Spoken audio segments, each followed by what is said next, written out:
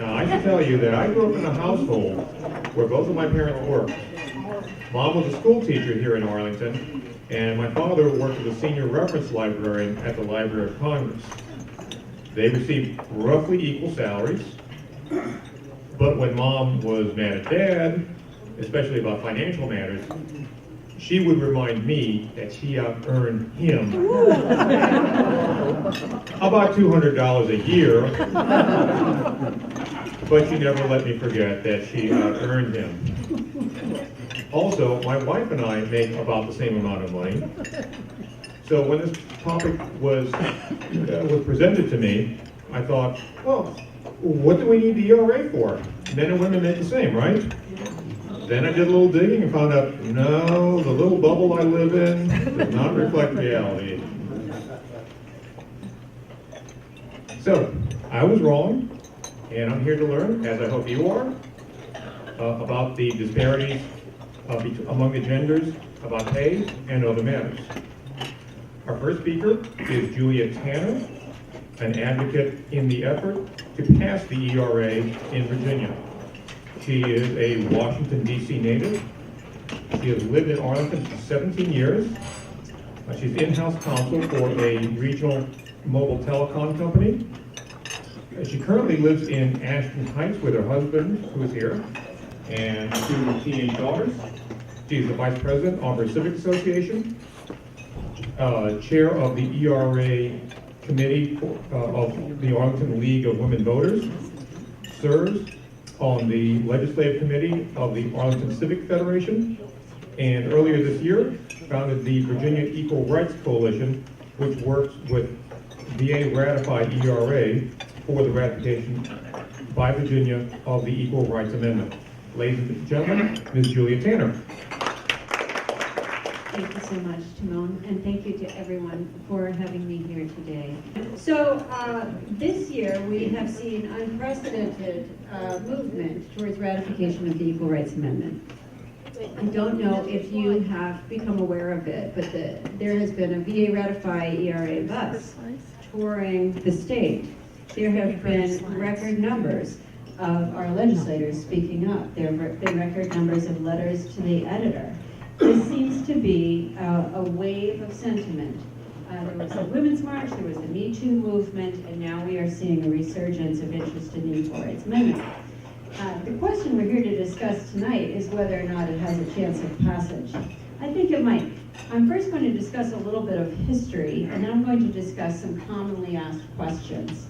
And finally, I'll wind up with why do we really need this, and how can we make a difference. So a little history. Alice Paul first wrote the Equal Rights Amendment in 1923. It was not passed by Congress until 1972, but it was passed overwhelmingly at that point, and states quickly started signing on to ratify. Many of you probably remember this. 35 states had ratified by the time the extended deadline passed. In 1982, but one needs 38 states for ratification. And there was a deadline. There was a 7-year deadline, it passed, and people thought, darn, we did not get the ERA, right? However, right here in Virginia, 3 law students wrote an article at William and Mary Law School saying, you know, Congress is a legislature like any other. They passed a deadline, they can revoke the deadline, they can amend the deadline. And other people have suggested, including very well-reputed attorneys, have suggested the Constitution does not provide for deadlines on amendments, and Congress generally does not have powers that are not spelled out for it in the Constitution. So the movement restarted, and last year, Nevada ratified the Equal Rights Amendment. And this year, Illinois ratified the Equal Rights Amendment. So if you're counting, that means only one more state is needed. Virginia, let's make history.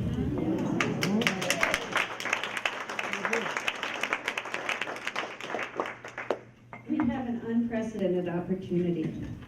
Our General Assembly is almost 50-50. We have a blue wave that did just sweep the state, but very fortunately for us, this is a nonpartisan effort. In Virginia, We have a Republican sponsoring the Senate legislation. We have a Democrat who is sponsoring the House legislation this year. We really can see a path to victory. Why does this matter? Women are still not earning what men earn, often in the same job categories. Women still often do not see appropriate enforcement of sexual harassment and assault statutes that are on the books, but often they're not properly enforced. If we had a ringing statement in our Constitution, our foundational legal document, explaining to our children as they learn in 4th or 8th grade, depending on the school, what the Constitution says, that all of us deserve equal rights under our Constitution, that would permeate our society and our culture. It would help our sons and daughters understand that under the law, the government cannot discriminate. Now here in Virginia, we can be very proud. For the last 48 years, almost half a century, we have had an equal rights amendment in our state constitution. Yes, the sky has not fallen. And we are one of 24 states that has such provisions in their state constitutions. And the sky has not fallen. Everything is still fine. And so we hear many scare stories, but in general, the states and their judges have been extremely thoughtful in how they implement these. And I have to believe that a federal equal rights amendment would be very carefully implemented, including when you consider our current Supreme Court. Don't think they're going to go over the radical leftist edge. Just guessing. So there are certainly concerns, but they tend to be based on very niche cases.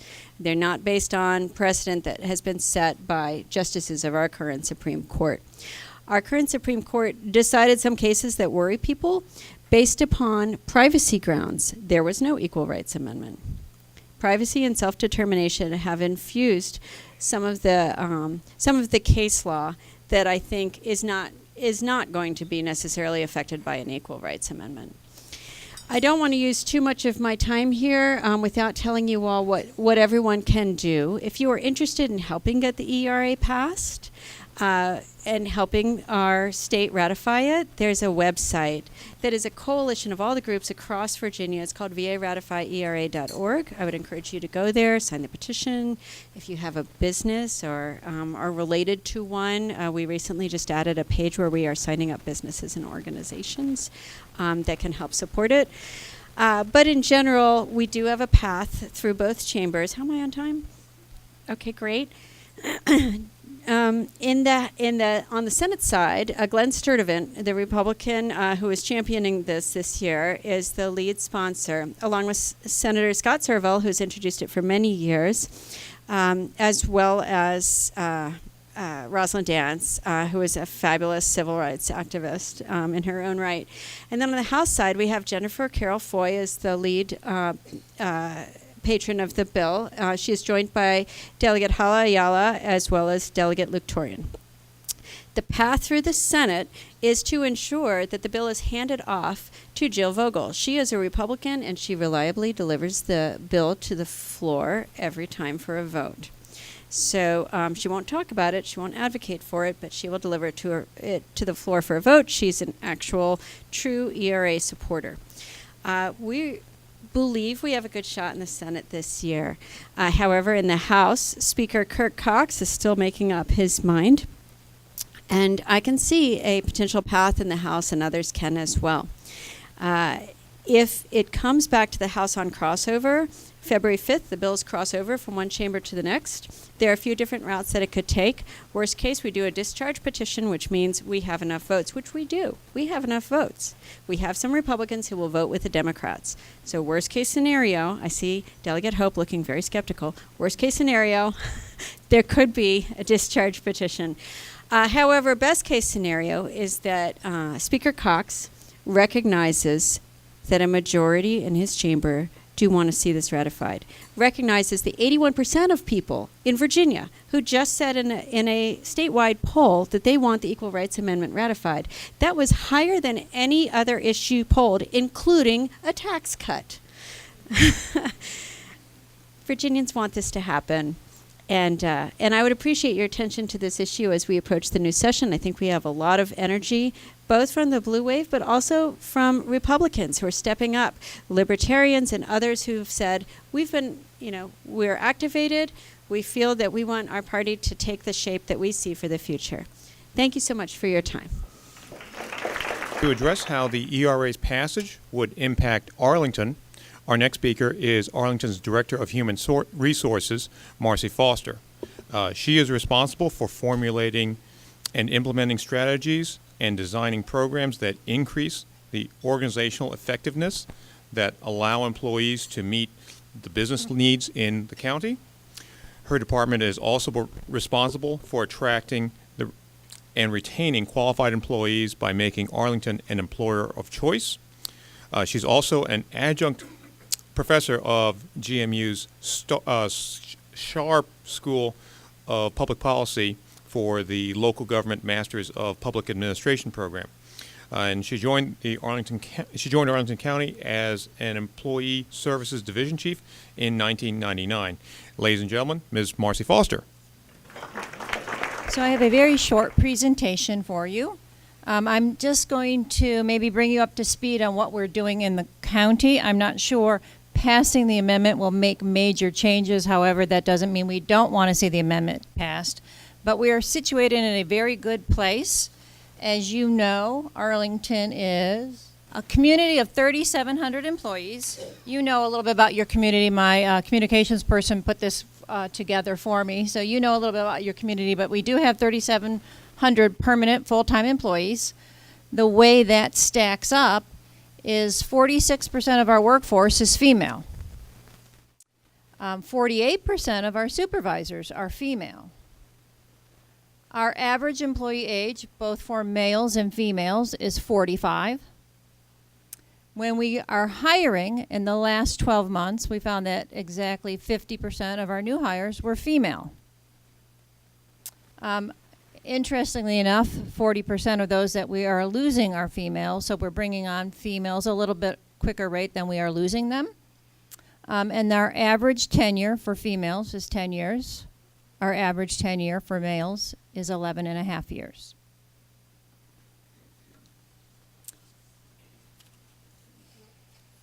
We are very proud of our hiring processes and our promotional processes. We conduct what we would consider a very fair process using diverse interview panels. So, of course, we like to think the diverse interview panels adds to the diversity of our new hire population. So our panels will always consist of males and females along with different races, different ages. So everybody, when they come on board or come through the interview process, can feel like they see something of themselves in that interview panel. We foster a very respectful workplace, so I think everybody feels like they can be included and engaged. What are we successful at? How are we making a difference? We have added paid parental leave. It's not something every community has. We went from 2 to 4 weeks a year ago. We were the first community in Northern Virginia to do so, but other communities have followed suit. We offer flexible work schedules or a flexible work environment, so just about anybody in the organization has the ability to work part-time should they so desire. We offer telework and alternative work arrangements where somebody might work 4 10s, so they would have 1 day off a week. We have lactation rooms in all of our county buildings. We offer mentorship programs. The police department just completed their first female mentorship program, so we're putting the extra effort into making sure the females are included and they feel that they have the ability to grow and develop and move into higher level positions. We have a new women's employee resource group. So this year we've created 5 new employee resource groups. The women's group has by far the largest membership out of all 5. They may trump all 5 when you add them together. So there's a lot of energy around women getting engaged in the organization and giving back to this community. We do review our pay annually, so we look at our pay annually, and then we do job studies every 4 or 5 years to make sure that pay is competitive in this region, and nobody is really getting out of sync with anybody else. So we do look at males as compared to females, and we look at that pay. We do have training for all employees, so we have unconscious bias training and respect in the workplace, so there's no bias entering during the recruitment process. So we have make sure that everybody has a fair stand when they come through the interview process. And I mentioned earlier we have diverse interview panels.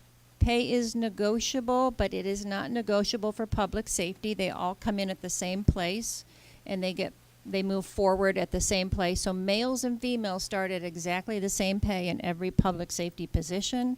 And every year when they meet their expectations, they all move to the same next level in pay. So they never get out of lockstep in the uniformed services.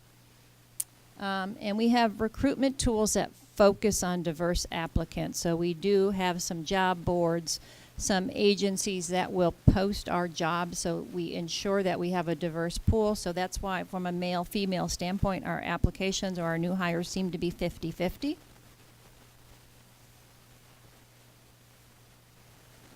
And we have a lot of support groups for employees. So we have an employee assistance plan. So if you have any personal issues, you have any family issues, you have parents to take care of and children to take care of, there's always somebody that can help you, work with you, work as a sounding board.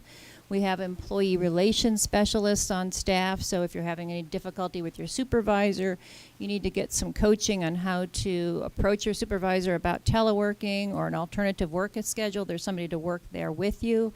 And the mentorship programs that I offered. So there's always somebody that is there to can act as a coach, so anybody coming into that organization, female or male, feels like they have an advocate. Why do we do this? It's actually good for business. We want to keep the momentum going. We want to make sure that we have a diverse environment, that our workforce looks like our community. So we have a group that is focused on diversity and inclusion, and we want to make sure we have diversity champions going forward so that there's always somebody helping us stay focused. We are going to continue that unconscious bias training to make sure nobody is letting something slip into that process that might cause them to look differently upon somebody in the interview process. So we'll continue to train new managers and new employees. We will begin offering bystander training, so if anybody feels like there's any harassment, sexual harassment, any type of harassment, that the bystanders who witnesses also feel comfortable coming forward. In our hiring practices, we do an affirmative action plan annually, so we stay focused on the recruitment efforts in the areas that need it most. We are going to remove names from the application, so nobody is biased by a name. They might see a race or a gender on that application just based on name. We'll take those names off, and they'll look at the skills and the qualities somebody is bringing forward. And we'll make sure that past pay is not an indicator of your future pay. So we don't ask for your pay stubs. We don't want to know what you made at that last job. We want to pay you for the job you're going to do in Arlington. So we want to make sure everybody is treated equally for the services they're going to provide for the community. So we take great pride in what we offer. We plan on continuing to offer it. I think the ERA passage would only add more value to what we're doing. I don't think it will change things dramatically, but I think it'll give us a good impetus to keep going with what we're already doing, because it is a great community to work for, and it's great to serve all of the residents of Arlington. So thank you very much. So if Ms. Tanner's hopes are to be met, the ERA is going to have to pass in Richmond. And if that was easy, it would have happened already. So here to speak about the challenges that the ERA faces in the Virginia's legislature is Senator Barbara Favola. She represents the 31st District, which includes Arlington, many of us, Fairfax, and a portion of Loudoun counties. She serves on various committees, including the Virginia Senate Local Government Committee, Rehabilitation and Social Science Committee, and the Transportation Committee. She also chairs the Virginia Advisory Committee for Sexual Assault and Domestic Violence, the Virginia Senate Health Care Caucus, and the Virginia Commission on Youth. And of course, many of us remember her from her service on the Arlington County Board from 1997 through 2011. Ladies and gentlemen, Senator Barbara Favola. Thank you all. You're a very attentive group, so I will try to give you information you might find useful and helpful. I was given a very difficult task, and my task was to play, quote unquote, the devil's advocate, to sort of display the reasons why this may not pass. Now, I'm going to try to stay very pragmatic because philosophically, I personally believe it's the right thing to do. But let me just outline some of the challenges. And the way I'm doing this is I'm going back in history because I think so much of what happens in Richmond is really based on culture and attitudes and politics. You know, where the voters are at a certain point in time, what beliefs the voters are choosing to exercise when they go voting at the polls. So just imagine back in the 1970s, we were just a decade beyond the death of Harry Byrd Sr. You all remember Harry Byrd Sr., right? I mean, how could you not? He was, quote unquote, the godfather of the Byrd machine, this well-oiled machine that elected people from sort of the white elite of Virginia. It was a very conservative machine. The candidates, Harry Byrd and his candidates, opposed everything. They were anti-segregation. I mean, they were segregationist. Excuse me. They were white supremacist. I just wanted to get this absolutely correct because I took it from a history book. They opposed FDR's New Deal. They opposed the Fair Deal, for Harry S. Truman's deal, the New Frontier of John F. Kennedy, and the Great Society of LBJ. So this was Virginia, okay? And we were only 10 years beyond the death of this gentleman. Social scientists tell us that cultural change does not take place in 10 years. Okay, now technological change will. So as new gadgets come out or new phones or new TVs, we embrace them. We don't wait more than 10 years to embrace them. But cultural and social changes we do. So this was the time when the ERA came up before the General Assembly, 1977. So the debate, you can imagine there were still a lot of people there who were part of the Byrd machine, and this was sort of their debate. Oh my goodness, how could we possibly vote for this? Women would be allowed into the men's bathrooms, and we can't have that. We simply cannot have that. And then they would go on to say, oh no, dormitories would become integrated. We just can't have that. We can't have men and women in the same dormitories. Now, of course, mind you, we have girls' floors and boys' floors. Dormitories are quite integrated. And then the biggest and longest concern, well, the concern that took the longest amount of debate time evolved around women in combat roles.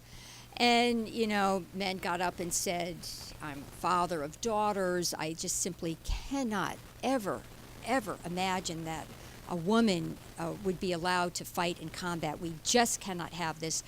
And the amendment went down. Mind you, 75 to 80% of Virginians were in favor of the ERA amendment. So that was sort of an interesting statistic. But the politicians were very shrewd.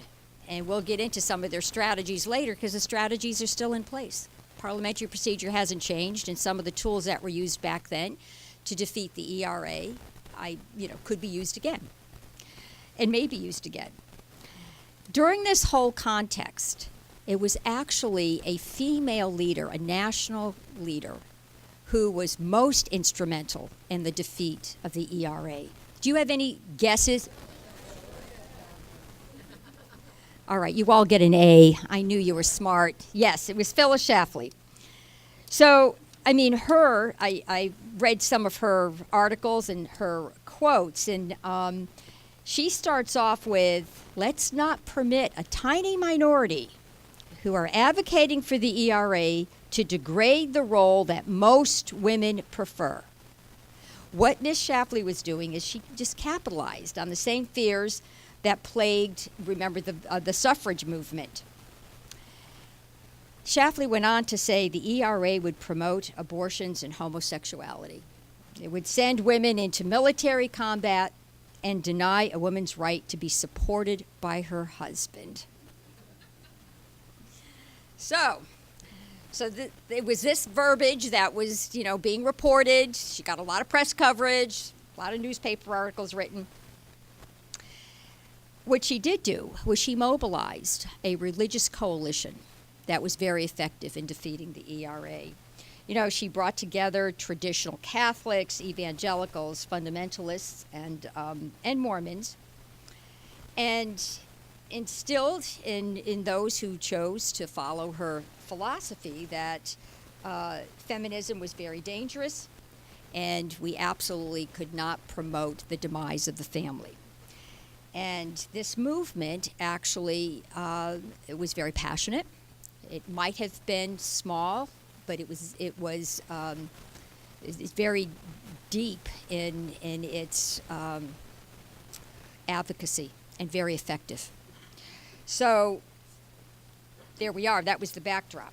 Okay, that wasn't that long ago. The conservative movement is still out there.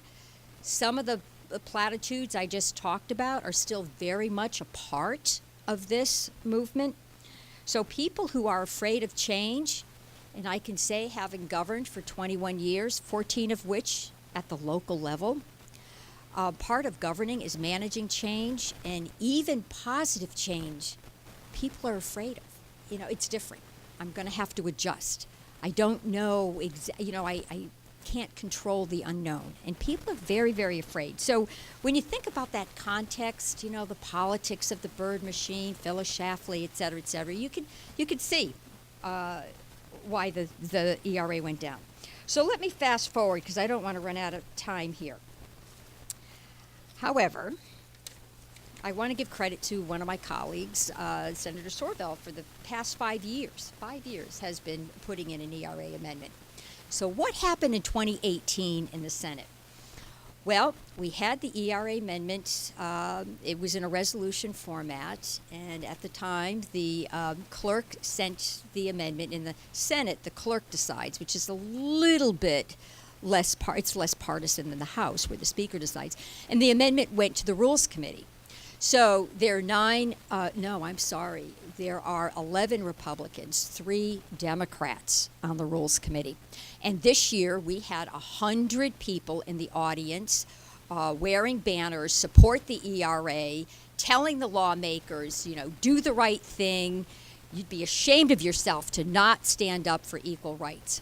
We barely got a hand vote, barely. It's because 2 Democrats fought with the chair to at least get a vote on the record. So 3 Democrats and 2 Republicans voted for to move the ERA out of committee. That was not enough because there were 9 Republicans who voted no. So the argument from the chair of the committee was we cannot possibly vote on this because technically Congress gave a deadline of 1982 and we cannot violate that. So the amendment is dead. We have no role. So Senator Sorvell and others countered that and said, now wait a minute, the deadline was established by Congress. What Congress establishes, Congress can undo. So you're creating a technical subterfuge which really is not there, and we certainly can move forward. And I will just end by saying activists also noted that the 27th Amendment, which bars Congress from voting on its own pay raises, was ratified 202 years. Did you hear me? 202 years after it was first introduced. So there's precedent for having a long time where you can really think about an amendment and then come forward to ratify it. So I was there that day. I was a presenter, one of my bills. My bills saw defeat that day as well, but it was one of the most interesting committee hearings I had ever heard. And I guess my time is up, so I'll stop. But I'm looking forward to questions because I can certainly opine on what I think is going to happen in the 2019 session if you wish to hear that. So that's an excellent question. Thank you so much.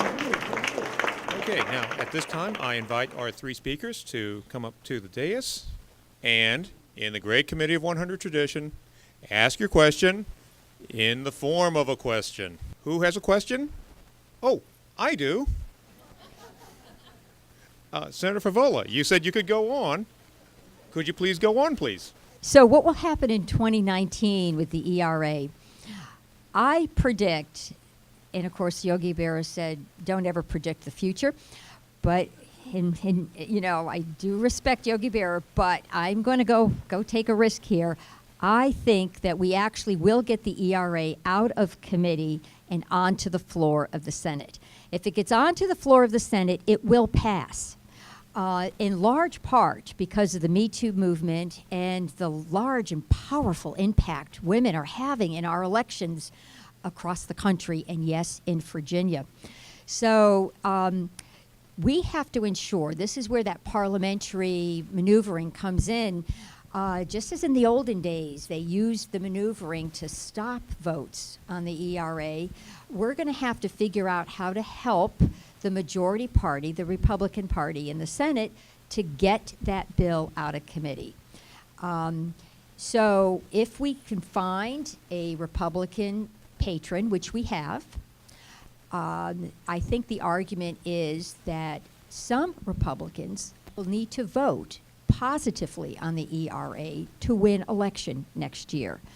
And the internal debate that I think the Republican caucus is having is, should we protect all of our members and not bring it out on the floor, because even those who think they should vote for it will be primaried, and we want to protect them from primaries. So that's, it sort of all comes down to, at the end of the day, electoral politics, and whether, a primary route is going to, or the concern over primary is going to override the concern to win a general election and do the right thing. So it's a very complicated issue.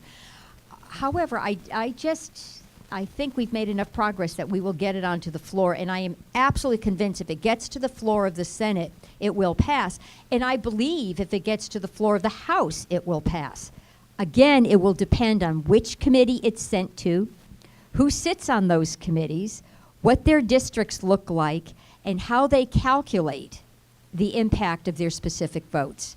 Whether that vote will cause them to be primaried, or whether that vote will help them in a primary and ensure their general reelection. That will be a vote that each member will take who sits on that committee. But those, where it goes, and who the members are on that respective committee will have a lot to do with whether the bill gets to the floor. Hi, I'm Rosalie Smith Jewell. Everybody's talking about the ERA. What does the ERA say that improves women's situations and other minorities? Exactly. How will it improve everything? That's a great question. First of all, women are a majority in the United States and in Virginia and in Arlington. Just want to mention that. But that's a wonderful question. What does the ERA say? It says equality of rights under the law shall not be denied or abridged by the United States or by any state on account of sex. And while that doesn't sound like much, and it's a very concise amendment, what it really does is it provides a constitutional underpinning for statutes that otherwise could be rolled back. We've seen so much great progress in our country in terms of statutes that protect both men and women against sex discrimination. In fact, some of the seminal cases that have been brought before the higher courts, including the Supreme Court, have been on behalf of men. Ruth Bader Ginsburg, before she was a Supreme Court justice, she was a very savvy attorney, and she brought cases to ensure that men had fair custody rights, to ensure that men who were military spouses could get fair privileges. All of these also set precedent for women, but they help the justices put themselves in the shoes of the plaintiff to really sort of picture how this must feel. Such important, great cases. And so when you have a constitutional underpinning, it's just much harder to pull those statutes back. But there's one other thing. So some people say we have constitutional rights already under the 14th Amendment. Yes, I'll confess I'm a lawyer. So just to get geeky for a second, the courts give 3 levels of scrutiny to cases, discrimination cases that come before them.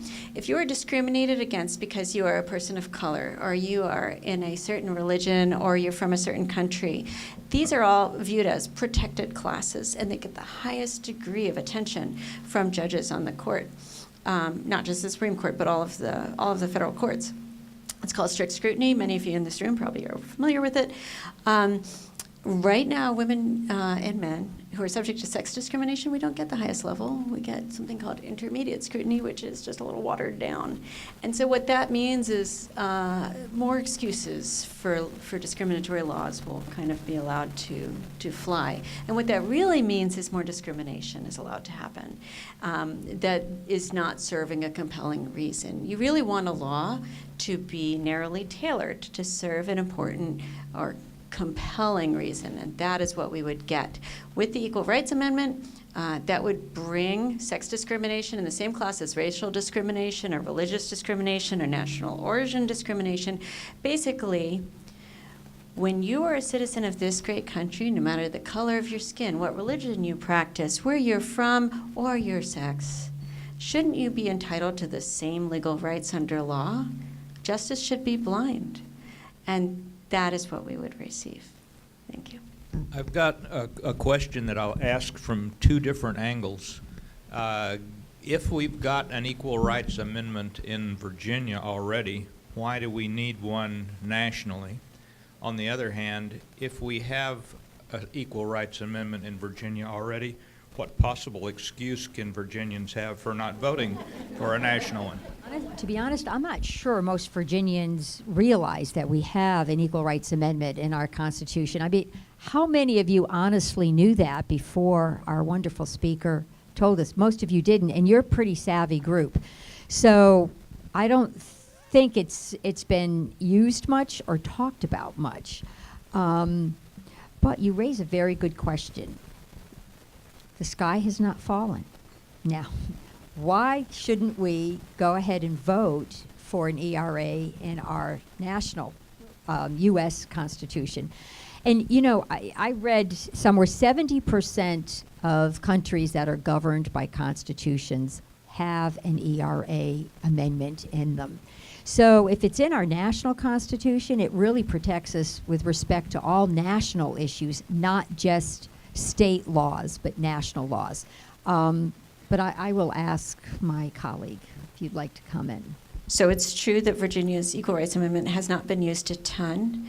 And there's a very interesting case which you can think about, and you can see why some people fear this and other people welcome this. One of the cases that our Virginia Supreme Court dealt with invalidated a doctrine under which men had to pay for their wives' necessary expenses if the wife could not. Why is that a good case? They said, well, it doesn't apply to men too, so we should invalidate this doctrine. Because then the legislature did the right thing, and they made both spouses liable for each other's necessary expenses. And that's as it should be. If I can pay for something and my husband cannot, marriage is a compact, right? And so what's good for the goose should be good for the gander. Right now, women are almost 50% of the full-time workforce, and so it's a valid concern. And why going back to the first question, why do we need a federal Equal Rights Amendment if in Virginia we have this, is because it doesn't protect us against federal sex discrimination. And so we are just like everyone else in the country when it comes to discriminatory laws or actions by federal actors. So this would give us an additional layer of protection. We have something called the Lilly Ledbetter Fair Pay Act, which is great. If that gets rolled back, we'll be in trouble. There are some areas that federal statutes don't cover yet, where people still fall through the cracks, and it could be helpful. Thanks. Is there any healthcare ramifications that you think would change for Arlington County employees? So I can't think of any changes that we would do to the health plan should this amendment pass. There's no discrimination going on in that health plan right now. We do have birth control coverage, we have abortion coverage, so I think it's not going to impact the benefits that we provide our employees. I just have one other thought. You know, another fact and conversation that's come up in insurance plans traditionally charge additional premiums for contraceptive care, which is unfortunate. So women are paying more through their insurance premiums to get contraceptive care simply because they're women and they, you know, this is part of life. But I don't think the ERA would necessarily change that, because the insurance companies will turn around and say, well, wait a minute, we price based on a number of factors, actuarial factors, and you know, I don't necessarily think the ERA model is going to change business practices across the board, except maybe with the equal pay for equal work. Right, it only applies to government actors. Yes, I would agree with that assessment, yeah. Okay, next question. Yes, back there.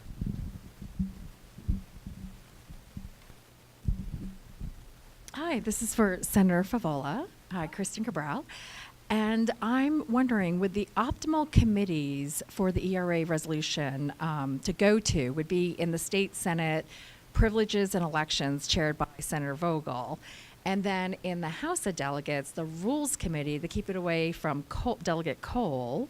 So I was wondering about that. And then also I was wondering if I'm remembering the story correctly from former state Senator Emily Miller, and that is when the ERA came up for a vote before the 82 deadline, it lost in the Virginia General Assembly by 1 vote. Marshall Coleman, he was a no-show. He was a Republican who promised to vote for the ERA, and he declined to show up, and it went down by 1 vote. Do I have that right? I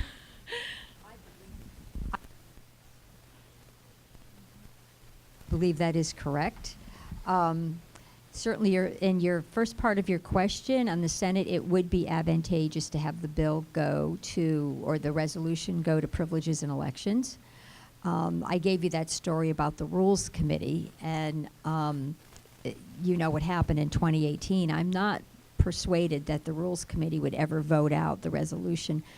And I will defer to Delegate Hope if he has an opinion on which committee might be better in the House. I mean, I think it's very similar to the Senate. If the House wanted a bill, if the Speaker of the House wanted a bill to come out, you could send it to any committee, and you could report it out to the floor without a recommendation, and you could get it voted on. And if the Speaker wanted it to go to a committee where he would get that result, he would just tell the chair that that's the result that they're looking for, or he could send it to a committee of his choosing to make sure that it gets out. So I think there's a lot of power in the speakership, and they get to determine whether it sees the light of day at the floor. And there's multiple ways to get to that pathway. The Rules Committee is very uneven when it comes to Republican members and Democratic members. Even by way of members for both parties. I That's think why the Rules Committee is a little unusual. Well, it depends on the committee, really. Oh, okay. Yeah, Okay. I mean, some Privileges and Elections is more balanced. Rules is, you know, rules, 11 Republicans, 3 Democrats. That's not really balanced. Finance, you know, 10 Republicans, 5 Democrats. So it really depends. Privileges and Elections, I think it's closer. And so that would help. And also, Senator Vogel is the chair of Privileges and Elections. So. Okay, in the back in green. Hi, I'm Patricia McGrady, and I have heard that 4 states that originally passed the ERA have rescinded it. And I just wondered what that would do to this process.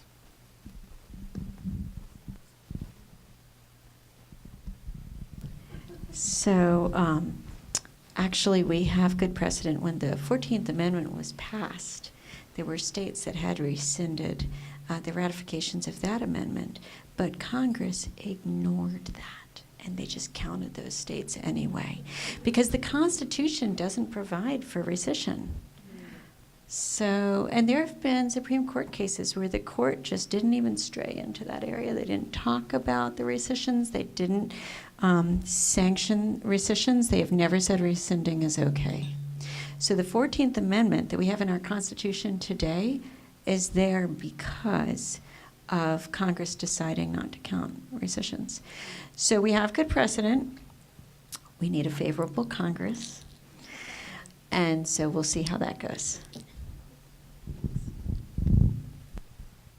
Okay, in front, in the black, with the white scarf. Oh, sorry.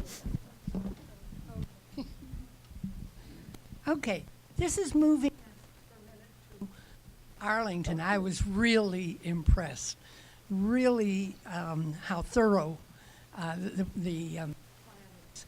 I have a question that goes to what you said, but it also will go to the overall future of the ERA, and that is unconscious bias.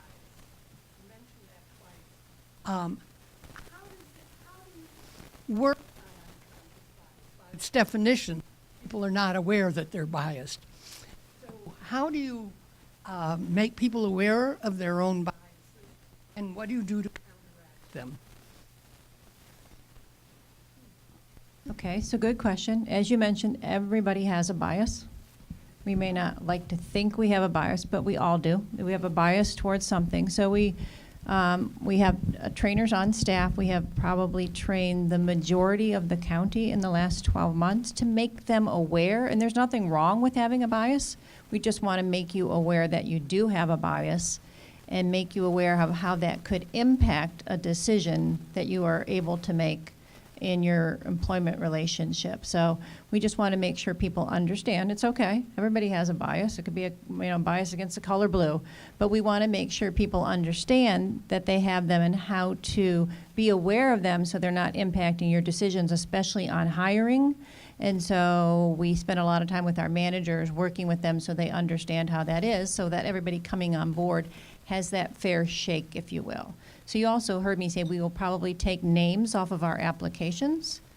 The names may give you a clue as to gender or race or ethnicity, so we want to make sure everybody coming in the gate is getting a fair and equal start. Eventually, somewhere in the interview process, people come face to face, and so that unconscious bias helps you recognize any concern you may have, may even help you format questions for that interview panel to address whatever your concern may be. So I'm not the trainer, but we do have trainers on staff that do that for the entire county. Does that help? Little. Okay, we got time for 2 more questions. Over there. Jane Dixon, and this is for Ms. Foster. You mentioned that when you called them safety jobs came up, that everybody started at the same level, and I'm assuming that isn't supervisory jobs. And could you speak to the quality of or how Arlington County fares in those positions in terms of equal pay for women and men? Okay. Hopefully I'll address your question. The group I was referring to are public safety. So your police officers, your firefighters, your medics, your sheriffs. So when they come on board, they all of the police officers start at 1 pay, all the firefighters start at 1 pay, all the sheriffs start at 1 pay. There is no differentiation at all on pay. So as they go through the course of their employment, as long as they are meeting expectations, they all go to the next level of pay.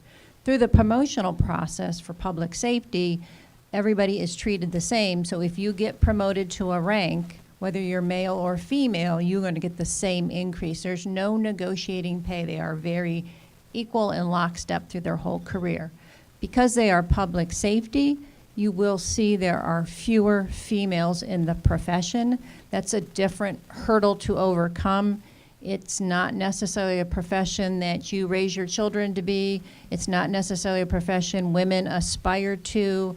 I'm not going to run into the burning building. It's not something that's calling me. So it's a different hurdle. But when we do get women on board, and we are doing better and better every year, they are treated exactly the same from the pay perspective. So that's on public safety. If you're not working in public safety and you come on board, you are coming in just almost like in the private sector, and you have your skills and abilities and your work experiences. And when you come on board, you have a little bit more ability to negotiate your pay. We do put a little box around it. Nobody can go really crazy, and we teach managers how to look at pay or how to, have the pay discussion. But there's a little bit more ability. People don't come in and go through a school together like they do in public safety. They don't necessarily start at the age of 18 or age of 21 like they do in public safety. They come after 5 or 10 or 15 or 20 years working somewhere else, and their skills and abilities and what they bring to the table allows them to negotiate. So they have a little bit more ability to get off track between males and females, but we do look at that. So there is no wide disparity between males and females, even in the non-public safety jobs in the county. Hopefully I answered that. Okay, last question. Up front. Yes, ma'am.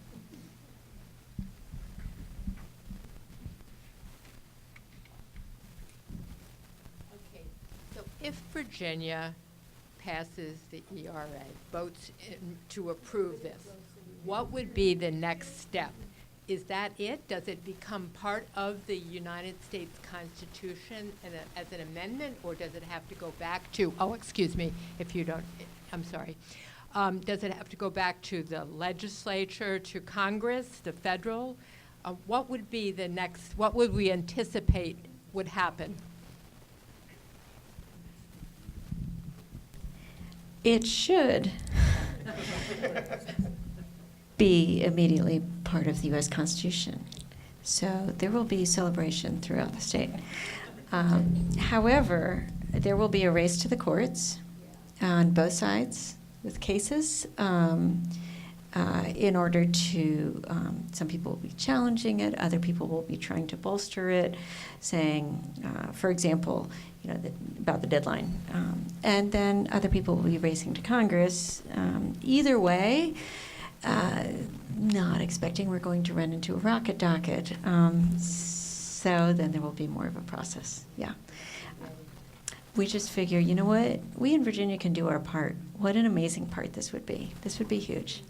It's so exciting. We're so close. And that's what I want to see this happen. Yeah. And I don't want to know, now we're going to go through the courts and we have that Supreme Court up there with these weird people that have been at it, right? Is it going to be effective? I mean, in my lifetime, I would like to see it happen. I would like to see it happen in your lifetime too. And I think it's within our reach. I think, this panel, I think, agrees. Again, we've had such enormous cultural changes since the ERA was first introduced. I mean, we've had the equal pay for equal work, legislation. We've had the women's movement has taken hold. Women are in the military. I mean, we've just had a number of changes. So culturally, in the younger generation, and we do have more younger lawmakers, they're very egalitarian in how they view the world, the men and the women.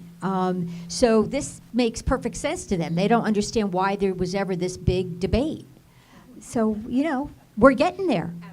It should happen. Yeah. We agree. But, everyone, I think a lot of people expected the last time we were very close. And then we had that woman who just upset everything. All right? She wants to take us back to the dark ages and just change everything the way, wants to leave it as is. So I'm worried. I hope we're doing a lot of thinking about who is out there that really could upset everything for us and anticipate these arguments they're going to make and have, something to say back to them and argue this. I will just say, I will brag on behalf of my I don't think your mic's on. On behalf of Joe, I'm going to, Bragg, on behalf of the coalition. It's still not working. You want to take mine? I'm going to. We do have to stop soon. Is the green light on? Yes. okay, I'm going to brag on behalf of the coalition. And they're all activists and volunteers, and they represent all walks of life, and they're from throughout the state. Well-educated women for the most part, but we've got some well-educated men who are part of this coalition, and they're being very strategic. They have done their homework. They've studied the issue. They're anticipating any type of argument we might get in opposition to it. They're positioning lawmakers to be able to respond. They're doing great research for us. But at the end of the day, it's the voters and you know, this movement for change that has taken hold, and we've seen it at the polls. And that really, lawmakers are sitting down and looking at poll numbers. They're looking at who voted in which districts and what numbers, and we're saying huge increases in women voters. And I would venture to say if we had 80% supporting this back in the 70s, I doubt that number has gone down. And now most of those women are making their voices heard. I'm sorry, I'm going to have to bring this evening to an end, but my script says that's all the time we have. That really is all the time we have. Please keep your seats for a couple of minutes while I go through a few things. First of all, I'd like to thank our speakers for an enlightening evening.